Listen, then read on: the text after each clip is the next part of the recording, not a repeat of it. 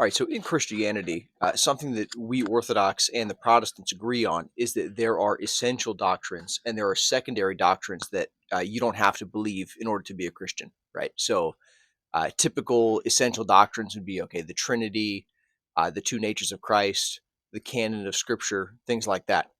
Secondary doctrines would be like maybe, I don't know, your view of the end times, right? If you have a different interpretation of Revelation than other people, that's fine. We can have different interpretations and still be Christian. But how do we tell which doctrines are the essential ones and which ones are the secondary ones?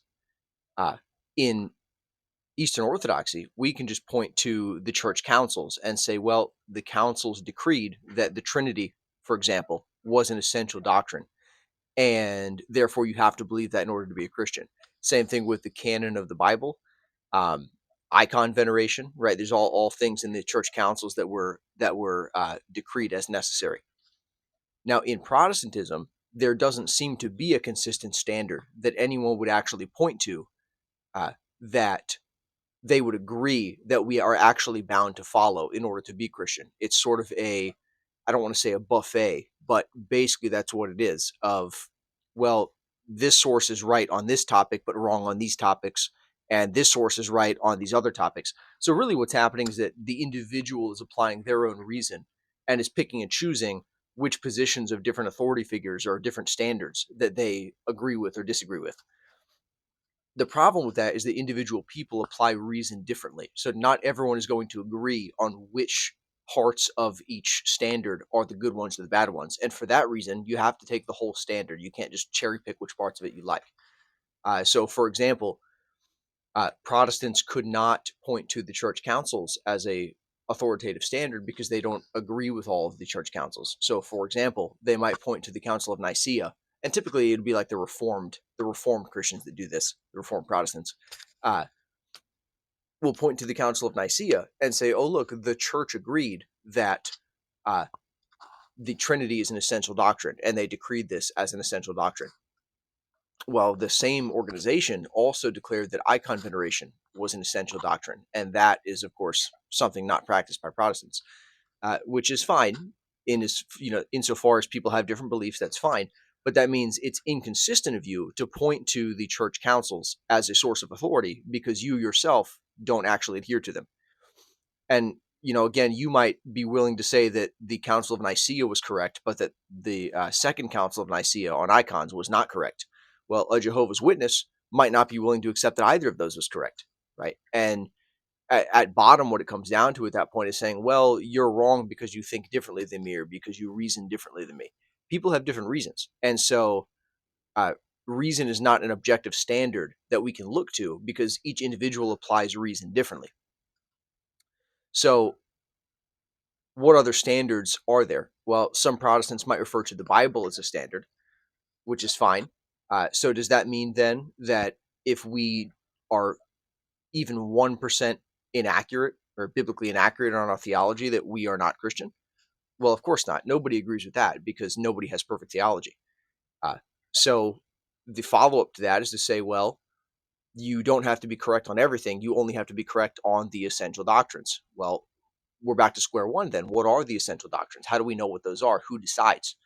There are Calvinist Protestants out there who argue that if you're not a Calvinist, then you're not a Christian. Or that if you are, or there are Arminians who say that if you are not an Arminian, then you're not a Christian.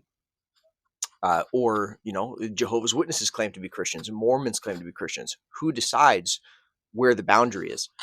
Now, it's really easy now that the groundwork has already been laid for us to look back and now say, or not look back, but now in our situation say, well, we don't need authority anymore. Or there is no authority, right? We just don't have authority. There's no authority in the church. The problem with this mindset is it's taking for granted that everyone agrees on the basic doctrines and that this has always been the case. When in reality, no, the church hasn't always agreed on the basic doctrines. It took several hundred years of theological combat to establish that the two natures of Christ were not just reality, but here's the really important part: not just reality, but essential belief for a Christian. You get into this topic a lot, or this discussion a lot with the canon of Scripture. where they'll say, well, the canon of scripture was always known. That's very, I mean, there were the books that are now in the New Testament were all considered divinely inspired by some people at some time in some place, right? The problem is that they were not necessary in order to be a Christian, right? That changed with the church councils that said, hey, if you do not believe, or if you do not accept, this canon of scripture, then you're not a Christian. Now, what would the typical, the average Protestant reaction be if someone came up and said, hey, I don't believe that the book of James is divinely inspired. I think that's not scripture. Uh, or the Pauline epistles. I don't think those are divinely inspired. Those are not scripture. Most of them, I would imagine, and I've had this reaction before when I bring this up to prove a point, will say, well, if you believe that, that's heresy and you're not a Christian. Well, says who? Says who? Who gets to decide that? Again, it's easy in our situation, now that the groundwork has already been laid, to kind of take for granted the work done by the authorities of the past. But the fact is that much of Christianity that we know today is based on the concept that people in the church have authority and can decide what you have to believe to be a Christian. So to reject that authority now is to reject the very basis for, honestly, much of what we know as Christianity today. Again, things like the canon of Scripture, the Trinity as essential Christian dogma, um, the two natures of Christ, lots of these things. And so if you are against the concept of authority, then we've got a big problem that just needs to be solved, because then we have no standard by which to decide who is a Christian or who is not a Christian. We can't look to the church councils. We can't look to the Bible, just because the Bible doesn't actually lay out, hey, which doctrines are essential and which aren't. Um, we, who else? What else are we going to look to? The Reformed creeds and confessions. Again, which one? Because there are different ones. And do I have to follow all of them to the T? Right. And of course, again, that's not the case either. They would say, well, there's just the essential parts that you have to agree on. Again, who gets to decide that? That still doesn't answer the question.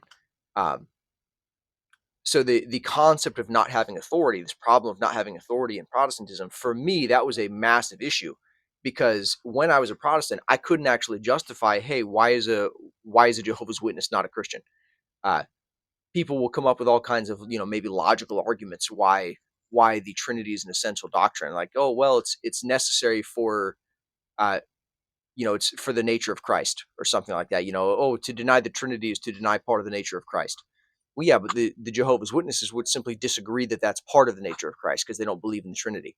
So at bottom, what that comes down to is people use reason differently, again, because reason is subjective. And if two people sincerely disagree on something like that, on the importance of the Trinity, then what is the standard? Is the standard, well, the reason of the Trinitarian person trumps the reason of the non-Trinitarian person? Is that the standard? Should they just take your word for it that all that stuff is true? And are they not a Christian because they just reason differently than you do? What makes your reason the standard to follow?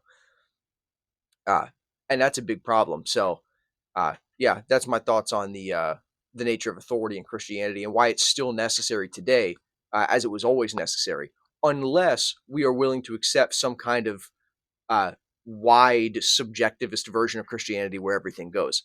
That would seem crazy today, even with the relatively similar ideas that are around today. Back in the early church, the variation was even greater. There were many more factions claiming to be uh, parts of Christianity that the church had to stomp out and ignore and say, hey, no, that's heresy. We're not doing that. At some point, someone put the foot down and other people had to submit and follow them. It wasn't a, well, everyone can just do whatever they want scenario. That's a much more recent idea of what Christianity should look like. So, all right. See you guys later.